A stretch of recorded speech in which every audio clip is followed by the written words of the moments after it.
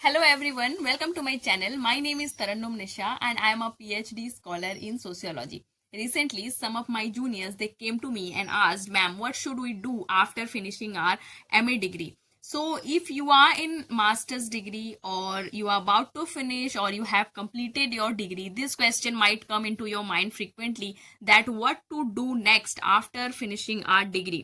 So there are many career options after finishing post graduation in social science. Particularly, I'll talk about social science because I am from sociology. So there are various career options, but most of the time people go for PhD and lectureship. They either go for teaching or PhD, but these are not the only two options after MA. There are many career options including PhD and teaching that I am going to talk about in this video. So let's get into the video. So the first career option could be your policy analyst. अगर आपने MA complete किया है in social science, you can apply for this job. This particular job, their core function is to analyze existing policies, identify potential issues and propose new policy options. Policy analyst जो job होता है, you can get this job in various sectors including government, research institutes, think tanks and consulting firms. आपकी जो की responsibilities होगी that would B research करना, analyse the policies and policy development and track the policy implementations and assess their effectiveness over time, monitoring, communication, evaluation. All these are going to be your key responsibilities if you do this job. So आप इस job को various government ministries and department में apply कर सकते हैं. I will provide government ministries and departments name in next slide. और you can also apply in various research institutions, NGOs, CSOs, consulting firms में you can apply for this post. International organisations भी हैं जिसमें you can apply for this particular post. Then coming to the next career option after MA, that is development program officer. Yeah, so development program officer, there are various development program offices in India. You can see on the screen, that is UNDP, Ministry of Skill Development and Entrepreneurship, Ministry of Rural Development, Ministry of External Affairs, DST, NSDC, NICDP. All these are key development offices, program offices in India. And ये कुछ ministries हैं जहाँ पे आपको policy analyst के jobs भी मिल जाएंगे. Simply go to their respective website और वहाँ पे जितने भी एडवर्टीजमेंट निकलते हैं फ्रिक्वेंटली उन सब एडवर्टीजमेंट्स को आप ट्रैक करें. ये सब के एडवर्टीजमेंट कभी भी निकलते रहते हैं and simply you can apply for all these post. Basically development program officers की जो की रिस्पॉन्सिबिलिटीज होती है that would be to manage and oversee the development and implementation of programs within an organization. तो आपकी जो भी responsibilities होंगे including planning, resource allocation, monitoring, evaluation, ये सब चीजें होंगी. These are the some of the offices you can apply. Again आपको वेबसाइट में जाना है, जो भी एडवर्टीजमेंट्स या पोस्ट निकले हुए हैं उसके लिए simply you apply for that particular position. और उसके इंस्ट्रक्शन में आप देख लेना कि क्या क्या इसके स्टेप्स हैं to get into this particular job. So next is humanitarian aid workers. This is very interesting job. If you are very much interested to work on field तो आप इस जॉब के लिए जरूर अप्लाई करें. So they are basically their job would to provide assistance and resources to communities those who are affected by a natural disaster या फिर कोई conflict या फिर कोई भी crisis या poverty से if they are affected you have to go to them and provide assistance and resources. These are some of the places you can apply into. आप स्क्रीन में देख सकते हैं Human Rights Watch, Refugee International, Indian Red Cross Society, Action Aid India. ये both national and international organisations है जिसमें आप apply कर सकते हैं for this particular job. Coming to the next very interesting position that you can apply. Again, this job, for this position you can apply in Indian government ministries. मैंने कुछ और ministry के नाम यहाँ पे प्रोवाइड किए हैं. That is ministry of external affairs, ministry of heavy industries, ministry of home affairs, minority affairs, health and family welfare. तो आप इसमें कंसल्टेंट के पोजीशन के लिए अप्लाई कर सकते हैं. Again same procedure, just visit to their respective website and check कौन कौन से पोजीशन एडमिशन्स के पोस्ट निकले. So coming to the next career option, that is curriculum developer and instructor. सो करिकुलम डेवलपर की जो जॉब होती है that involves creating, designing and revising educational materials for various settings including schools, universities, corporate training programs. तो जितने भी आपके educational institutions हैं, स्कूल्स हो गए, यूनिवर्सिटीज हो गए, आप उनके करिकुलम को डेवलप करने का काम कर सकते हैं. You can B curriculum developer और इंस्ट्रक्टर, इवन मॉनिटर. सो आप इसके लिए लिंक्डइन हो गया, naukri.com हो गया, इंडीड हो गया, एम्बिशन बॉक्स हो गया, जितने भी आपके वेबसाइट्स हैं, आप इसमें just simply search for this particular position, तो आपको वहाँ पे एडवर्टीजमेंट्स दिख जाएंगे and you can apply for this. Coming to the next career option, and I think all of you are aware of this career option, that is your public services, either UPSC हो गया या state PSC हो गया. And to be very honest, I am not a person, I am not an expert who can talk about this particular career option, लेकिन इसके various videos आपको YouTube में मिल जाएंगे. So if you are interested in public services, you can also go after masters, even after graduation you are eligible. लेकिन अगर आप नहीं prepare कर रहे थे, अगर आप अभी आपको जाना है, तो you can go for it. So next is research. या I think all of you are waiting for this particular job, that is researcher का जॉब जो है. इधर you can be research intern. First I would prefer कि आप various institutions या फिर projects में रिसर्च इंटर्न के जॉब्स निकलते हैं, जस्ट अप्लाई फॉर दैट, जहाँ से आपको रिसर्च सीखने को मिलेगा. Then you can apply for research assistant, associate, field investigator. That is very interesting job. If you are interested in doing field works, तो आप field investigator के job के लिए भी apply कर सकते हैं.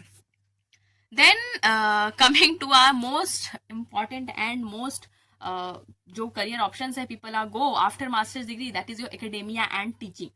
But let me just clarify, academia and teaching is सिर्फ एक तरीके की जॉब नहीं है. There are various type of job under this particular setup. तो there are basically 3 type of job. One is your permanent, then contractual, then guest faculty. Permanent, all of you know कि permanent क्या होता है. Then आपको contractual basis में भी आपका posting होता है. देन गेस्ट फैकल्टी भी आप हो सकते हैं. Guest faculties per hour teaching आपको पैसे मिलते हैं, इधर 1000 स्टार्टिंग फ्रॉम 500 टू 2000 भी कुछ यूनिवर्सिटीज देते हैं 1 आवर के टीचिंग के लिए. ओके, सो 3 तरीके से आप एकेडेमिया में जा सकते हैं under teaching, right?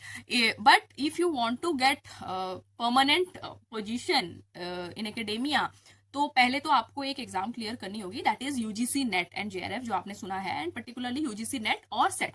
So UGC NET is national eligibility test for assistant professor, then SET is state eligibility test. SET particularly अपने स्टेट्स का होता है, और नेट जो होता है वो that is valid for all over India. आप किसी भी स्टेट में अप्लाई कर सकते हैं. तो first, after finishing your MA, आपके पास अगर नेट की सर्टिफिकेट है तो आप परमानेंट पोजीशन के लिए अप्लाई कर सकते हैं. बट अगेन, ये पोजीशंस की जो सिलेक्शन कमिटी होती है वो हर जगह अलग अलग होती है. अगर आपको कॉलेज में अप्लाई करना है, मोस्टली कुछ स्टेट्स में क्या होता है, पहले एक रिटन टेस्ट होता है, देन इंटरव्यू, फिर एपीआई स्कोर भी काउंट होता है, उसके बाद आपको वो जॉब मिलेगी. अगर आप सेंट्रल यूनिवर्सिटीज में अप्लाई कर रहे हैं या फिर स्टेट यूनिवर्सिटीज में डायरेक्ट असिस्टेंट प्रोफेसर के लिए अप्लाई करते हैं, तो फिर आपको कोई भी एग्जाम नहीं देना होगा. On the basis of interview you get selected. Alright, तो ये होता है assistant professor. Then assistant professor के बाद आपकी प्रमोशन होती है, and that is a very complicated thing जो मैं यहाँ नहीं डिस्कस करना चाहती हूँ कि कैसे प्रमोशन होती है to associate professor, then professor. That I can discuss in another video. Then और भी एक पोस्ट होती है, that is your post graduate teacher, जिसके लिए बीएड की भी जरूरत होती है.